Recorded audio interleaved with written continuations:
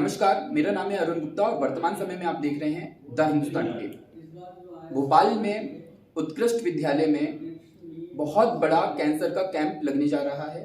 Camp पूरा निःशुल्क है और इस पे कैंसर के प्रति जागरूकता, साथ में कैंसर के उपचार और इसी विषय कैंसर के विषय को लेके बहुत सारी चर्चाएं होंगी। भोपाल वासी और आसपास के जिले बल्कि पूरे मध्य प्रदेश के लोग इस कैंप में आने वाले हैं। इस कैंप का आयोजन भोजपाल मित्र परिषद के माध्यम से किया जा रहा है और आज हमारे साथ हैं भोजपाल मित्र परिषद के अध्यक्ष आशीष पांडे जी। आज हम सर से इस विषय में चर्चा करने आए हैं कि जो कैंसर का कैंप लगा रहे हैं सर, वो किस विषय में लगा रहे हैं और उसमें क्या क्या होने वाला है। तो इस विषय में हम गहराई से चर्चा करने की कोशिश करेंगे। तो सर हमारे साथ है। सर आपका पहले बहुत बहुत स्वागत है द हिंदुस्तान टुडे में। सर मेरा आपसे सबसे पहला सवाल है कि थोड़ा इस कार्यक्रम के बारे में बताइए। जो आप कैंसर का कैंप लगवा रहे हैं, क्या इसको पहले भी लगवाया है, और थोड़ा सा इस कार्यक्रम के बारे में जनता को बताइए। जी, ये बहुत अच्छा आपने क्वेश्चन पूछा है। एक्चुअली में हमारे मित्र हैं जो भोपाल मित्र परिषद के उपाध्यक्ष हैं श्री मोहित दत्त जी। तो वो बैतूल में 7 साल से यही कैंप कर रहे हैं और उसका बड़ा अच्छा उनको रिस्पांस मिलता है। इनफैक्ट मैं आपको बताना चाहूँगा कि जो इनका पिछला कैंप हुआ था वो नवंबर 2022 में हुआ था। उसमें 6000 कुछ 80 रजिस्ट्रेशन हुए थे। उसमें 180 लोगों को तो कैंसर था तो उनको भी इनवाइट करा गया था, इसलिए कि इससे पता चले कि उन लोगों को कि उपचार के लिए उनको राशि कहाँ से मिल सकती है और गवर्नमेंट कैसे हेल्प कर सकती है। इसके अलावा जो बाकी के आप मान के चलिए 450 लोग थे, उसमें से 120 लोगों को कैंसर जांच में पाया गया, कैंसर पॉजिटिव पाए गए जिनको मालूम नहीं था कैंसर है। And most of them were in first stage cancer. और फर्स्ट स्टेज कैंसर जो होता है वो काफ़ी उसमें चांसेस होती हैं कि पेशेंट ठीक हो जाए। अच्छा। तो ये जो एक्टिविटी कर रहे हैं वो 7 साल से वहाँ पे, उससे हम लोग को प्रेरणा मिली कि ऐसी एक्टिविटी भोपाल में भी करी जाए, क्योंकि कैंसर का कैंप इस स्तर पे आज तक भोपाल में नहीं हुआ है। और आपने बोला कि थोड़ी सी जानकारी दें, तो जब हमने ये प्लान किया आज से करीब 2 माह पूर्व, और उसके बाद जब एक्टिव हुए तो पहले कलेक्टर साहब के पास गए और हमने उनको जब बताया तो बहुत अच्छा रिस्पॉन्स मिला, उन्होंने बहुत अप्रिशिएट करा। तो मतलब प्रशासन की ओर से हमें काफ़ी अच्छी हेल्प मिली। उन्होंने बोला कि जो चीफ मेडिकल हेल्थ ऑफिसर हैं उनके माध्यम से वो इसका प्रचार भी कर देंगे, प्लस हेल्थ के कुछ ऑफिशियल भी बैठेंगे वहाँ पे, जो कि जो कैंसर पीड़ित हैं और या जो पाए गए उस दिन, उनको वो मार्गदर्शन देंगे कि कहाँ से गवर्नमेंट उनकी हेल्प कर सकती है। इसके बाद हम लोग ने हम गए मेयर के पास, मालती राय जी के पास। तो उन्होंने भी बहुत अप्रिशिएट करा और उन्होंने हमको आश्वासन भी दिया है कि नगर निगम जहाँ तक हेल्प कर सकता है करेगा इसमें। इस कैंप की मुख्य अतिथि विश्वास सारंग जी होंगे, जो कि जब हम उनको इनवाइट करने गए और हमने बताया तो उन्होंने भी बहुत अप्रिशिएट करा और इमीडिएटली एक्सेप्ट कर दिया कि वो इसके मुख्य अतिथि बनेंगे। तो शासन प्रशासन की ओर से बहुत अच्छी मदद मिल रही है और काफ़ी उत्साह है ये कैंप के बारे में। और इस टाइम जो हम कैंप कर रहे हैं महिलाओं के लिए कर रहे हैं, क्योंकि ये फर्स्ट अटेम्प्ट है हमारा। तो हम चाहते हैं कि बहुत बड़े स्केल पे ना जाए, लेकिन एक अच्छे स्केल पे जाए और स्पेसिफिक रहे। तो इसके लिए मेमोग्राफी की, जैसे स्तन कैंसर अधिक होता है महिलाओं में, तो मेमोग्राफी की मशीन युक्त एक बस है 40 फीट की, वो रोटरी इंटरनेशनल की बस है, वो बॉम्बे से आ रही है स्पेसिफिकली। उसमें आप मशीन से अगर आपको कैंसर है या एक्सपेक्टेड है, आपके इनिशियल जैसे ओपीडीज होंगी हमारी 8-10 हॉस्पिटल के ऑन्कोलॉजिस्ट भी आ रहे हैं, मुंबई से ऑन्कोलॉजिस्ट आ रहे हैं, नागपुर से आ रहे हैं, इंदौर से आ रहे हैं, भोपाल के कई हॉस्पिटल हैं उनके भी ऑन्कोलॉजिस्ट हैं। तो करीब 8-9 ओपीडीज रहेंगी। तो उसमें अगर कहीं भी सस्पेक्टेड होता है कि स्तन का कैंसर है, तो उसमें मेमोग्राफी मशीन पे सेम डे टेस्ट हो जाएगा और शाम तक रिपोर्ट मिल जाएगी। तो ये सुविधा निःशुल्क है, जो भोपाल में आज तक नहीं करी गई। प्लस इसमें जो लोग कैंसर पीड़ित हैं उनको अच्छे से मार्गदर्शन दिया जाएगा कि आपकी कहाँ से कैसे हेल्प हो सकती है, डॉक्टर में यानी medical help and financial help, both. Financial help भी दिया जाएगा? फाइनेंशियल हेल्प तो गवर्नमेंट की स्कीम है। अच्छा, गवर्नमेंट की स्कीम के बारे में अवेयर किया जाएगा। हाँ, यस।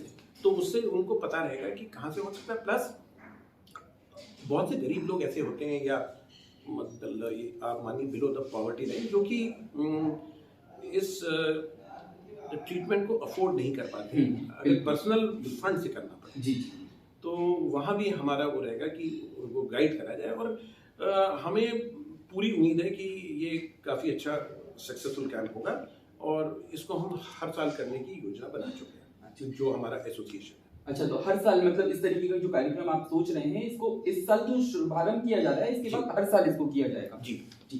सर, मेरा क्वेश्चन यहाँ पे ये निकल के आता है, आपने बोला कि महिलाओं में होने वाले कैंसर और महिला मतलब बहुत सारी चीजें महिलाओं से रिलेटेड आपने बोला। प्रश्न ये उठता है कि क्या इस पे पुरुष भी आ सकते हैं इस कैंप में? क्या उनकी भी जांच होगी कि सिर्फ महिलाओं तक अभी सीमित रखा गया है पूरी तरीके से? जी देखिए, ऐसा है कि जांच जो होगी वो महिलाओं की होगी। पुरुष अगर आ जाते हैं बाय चांस, और अगर वो कैंसर पीड़ित हैं, तो उनको हम लोग गाइड कर देंगे कि कहाँ से ट्रीटमेंट हो सकता है, और उसका जो खर्चा है वो आपको स्टेट गवर्नमेंट से कैसे हेल्प मिल सकता है। सर, कार्यक्रम कब रखा गया है और स्थान क्या है, इसके विषय में थोड़ा सा बताइए। ये जो स्कूल ऑफ एक्सीलेंस अपना उत्कृष्ट विद्यालय, हाँ जी, उत्कृष्ट विद्यालय 7 नंबर पे है, वहाँ पे हमने 29 तारीख को ये कैंप रखा है। और कैंप की टाइमिंग हमने 9 बजे से 5 बजे तक रखे हैं। हालांकि इनॉग्रेशन हम प्रातः ये 11 बजे करेंगे, लेकिन 9 बजे से इसलिए रखा है क्योंकि रजिस्ट्रेशन वगैरह जो होगा पेशेंट्स का, उसमें थोड़ा सा टाइम लगता है। तो सर, रजिस्ट्रेशन के लिए क्या मतलब ऑनलाइन कोई प्रोसेस है कि वहीं पे आके रजिस्ट्रेशन कराना है? अभी तक हमने ऑनलाइन प्रोसेस नहीं रखी है। अभी आपको स्पॉट पे आके ही रजिस्ट्रेशन कराना पड़ेगा, और इसमें हम मना नहीं करेंगे किसी को। जैसे ऑनलाइन रजिस्ट्रेशन में थोड़ा सा ये होता है कि भाई वहाँ पे जाएंगे तो रजिस्ट्रेशन होएगा कि नहीं, ओपीडी में देखेंगे कि उपचार होएगा कि नहीं, तो ऐसा हमने नहीं रखा है, ऐसा हम एक्सपेक्ट नहीं कर रहे हैं। तो हमने वहाँ पे स्ट्रेट रखा है रजिस्ट्रेशन। और चूंकि पहली बार हम कैंप कर रहे हैं, तो हमको ये इस चीज़ का भी एहसास है कि कुछ इसमें खामियां हो सकती हैं, तो वो हमारे लिए एक एक्सपीरियंस होगा, और फिर हम अपने आप को इम्प्रूव करके इससे बड़े स्केल पे और बड़े स्तर पे कैंप करेंगे। अच्छा सर, ये जो कार्यक्रम आप कर रहे हैं, इस कार्यक्रम में मतलब सहयोग कहाँ से मिल रहा है? अभी और कहीं सरकार से कहीं सहयोग मिला है क्या? अभी मैंने बताया आपको कहाँ से हमको हेल्प मिल रही है, और अपने आरएसएस के जैसे मुझे भी पता चला था कि सेवा भारती का भी इस पे मतलब सहयोग है। जी, बहुत अच्छा सहयोग है उनका, और उनके प्रकल्प चलते हैं तो बस्तियों में, तो वहाँ से भी मदद हमको मिलेगी। प्लस जो बस्तियों में जो लोग रहते हैं, जो महिला रहती हैं, जो कि अफोर्ड नहीं कर पाती हैं ये कैंप का मतलब कैंसर के ट्रीटमेंट का खर्चा, तो उनको भी हम मार्गदर्शन देके उनको हम इंश्योर करेंगे कि वो ट्रीटमेंट करें। अभी ऐसा भी पाया गया है कि जो कम आय के घर होते हैं, हम बोले बिलो मतलब लोअर मिडिल क्लास या बिलो पॉवर्टी लाइन, वहाँ पे हमारा एक्सपीरियंस जो है, चूंकि अब हम इस पे काम ही कर रहे हैं, तो जो लोगों ने कुछ चीज़ें बताई, और जो हमारे ऑब्जर्वेशन में थोड़ी बहुत एक्सपीरियंस से अभी आई हैं, वो ये आई हैं कि एक घर में अगर एक आदमी को कैंसर है, तो 2-3 आदमी उसके उपचार के लिए उसको शहर लेकर आते हैं। हाँ बिल्कुल। और जब शहर में लेके आते हैं, तो घर में एक्चुअली में हर एक आदमी थोड़ा बहुत कमाता है, और घर का खर्चा उसी से चलता है।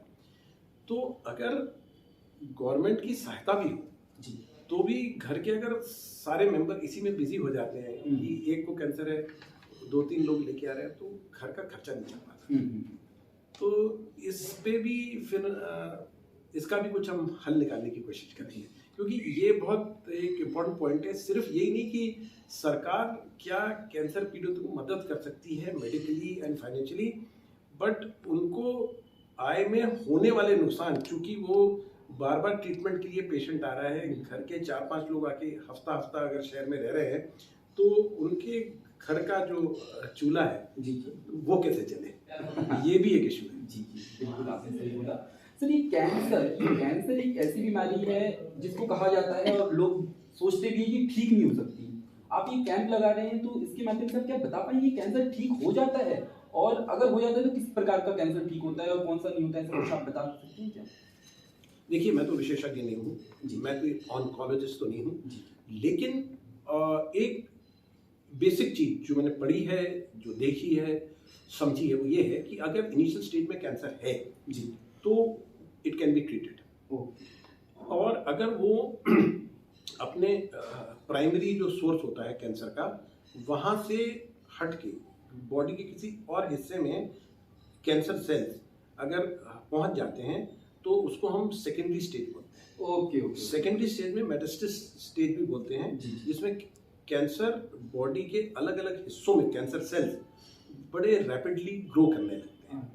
तो अगर आप उसको एक प्राइमरी सोर्स से हटा भी देते हैं बाय ऑपरेशन या रेडिएशन, तो पूरे बॉडी से हटाना बड़ा मुश्किल होता है, क्योंकि आपको ये नहीं मालूम होता है वो कैंसर सेल बॉडी में कौन कौन से हिस्से में पहुंच गए हैं।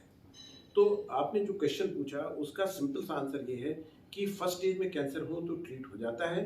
अगर फर्स्ट स्टेज के आगे जाके मेटास्टेसिस फॉर्म में मल्टीपल ऑर्गन्स में या बॉडी के कई हिस्से में स्प्रेड हो जाए तो उसका ठीक होना काफ़ी मुश्किल होता है।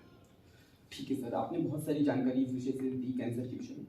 मगर मान लीजिए कोई मनुष्य ऐसा है जिसको समझ में ही नहीं आ रहा कि उसको कैंसर है या नहीं है, और उसको सेकंड या थर्ड स्टेज में पता चलता है अचानक ही, तो अगर मान लीजिए मैं अभी स्वस्थ हूँ तो मैं कैसे ही पता कर सकता हूँ कि मेरे को कैंसर है या नहीं है? तो इस चीज़ के लिए क्या किया जा सकता है?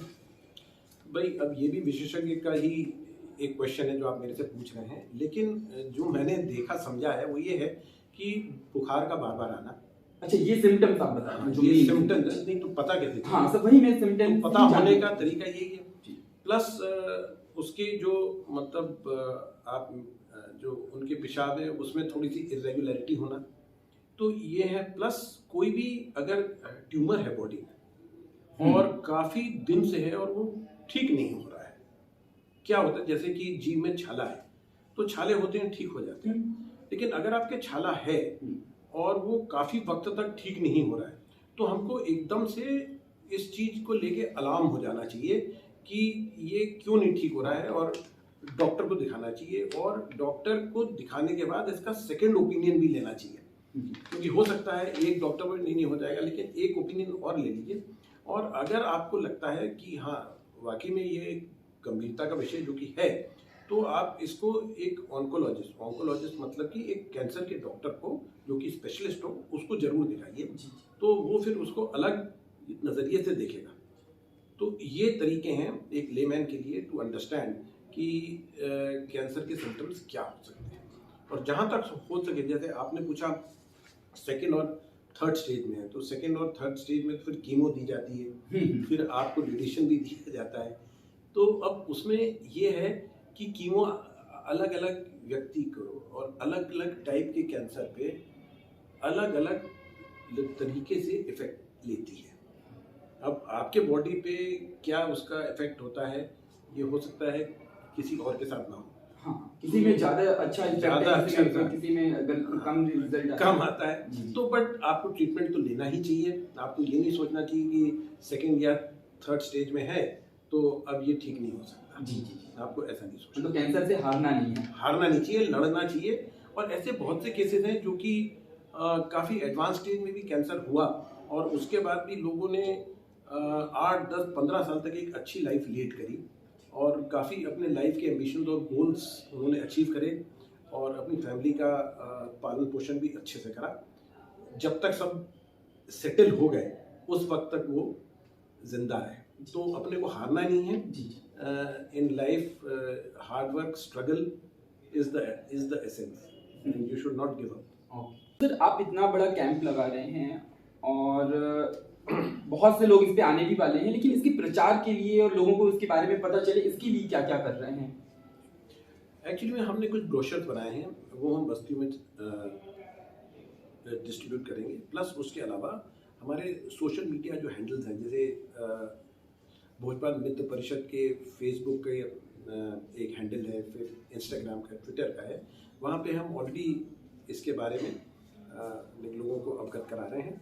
प्लस हमने नगर निगम से भी रिक्वेस्ट करी है कि कैंसर कैंप के डेट के पहले, मतलब 29 जनवरी को है, तो हो सके तो हमने मेयर से रिक्वेस्ट करी है कि करीब 5 या 6 दिन पहले हमको करीब 20 या 25 होर्डिंग दे दिए जाए, जहाँ पे हम अपने फ्लैक्स लगाते हैं। तो उससे एकदम से पूरे शहर में एक माहौल सा बन जाएगा, प्लस लोगों को एकदम से नॉलेज गेन हो जाएगी कि कुछ ऐसा कैंसर के विषय में हो रहा है, क्योंकि भोपाल में आज तक नहीं हुआ है। अच्छा, ये फर्स्ट टाइम आप कर रहे हैं। हाँ। तो सर ऐसी क्या उम्मीद लगाई जा रही है कि कितने लोग इस पे मतलब पार्टिसिपेट कर सकते हैं? इसमें हम एक एक्सपेक्ट कर रहे हैं कि हमें 500 से 600 रजिस्ट्रेशन मिलेंगे जी। जो कि फिर हम अभी जो 10 OPDs हैं, अगर हमें 600 रजिस्ट्रेशन मिलते हैं तो आप मान के चलिए कि एक पेशेंट पे हम उसके जांच में करीब 8 to 10 मिनट्स दे पाएंगे, जो कि टाइम लगता है क्योंकि स्कैनिंग की भी जरूरत पड़ती है, एक्सरे की भी पड़ती है इफ रिक्वायर्ड जी। तो कुछ पेशेंट्स जहाँ पे सस्पेशन हुई हमें, उनको हो सकता है कि 15 से 20 मिनट लगे, जो एकदम क्लियर होंगे हो सकता है वो 4 या 5 मिनट में फ्री हो जाए। तो मेरा एक ऐसा अनुमान है कि 8 to 10 मिनट्स एक पेशेंट पे हमको OPD में स्पेंड करना चाहिए, इसलिए हम 5 से 600 लोगों को ही टारगेट कर रहे हैं। उससे अधिक फिर शायद क्योंकि फर्स्ट टाइम कर रहे हैं तो मैनेज करने में दिक्कत। यह थे हमारे साथ भोजपाल मित्र परिषद के अध्यक्ष आशीष पांडे जी, जिन्होंने कैंसर के विषय में काफी सारी बातें बताई और जो उनका कैंप लग रहा है सेवा भारती के सहयोग से और भोपाल नगर निगम के सहयोग से, उसके विषय में काफी सारी जानकारी दी। कौन आएगा, किस तरीके से रजिस्ट्रेशन होगा, कहाँ पे रजिस्ट्रेशन होगा, सारी जानकारी सर ने हमें दी।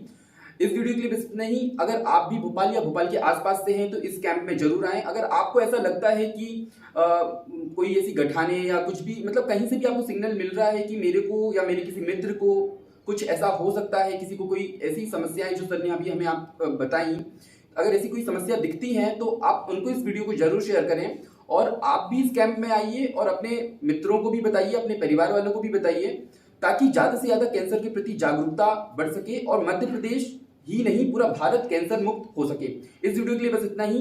सर का हम बहुत बहुत धन्यवाद करते हैं, उन्होंने हमें समय दिया। और अगर आप इस वीडियो को YouTube में देख रहे हैं तो चैनल को सब्सक्राइब करें। अगर आप इस वीडियो को देख रहे हैं Facebook में तो हमारे पेज को लाइक करें। हर खबर अब देसी अंदाज में, द हिंदुस्तान टुडे।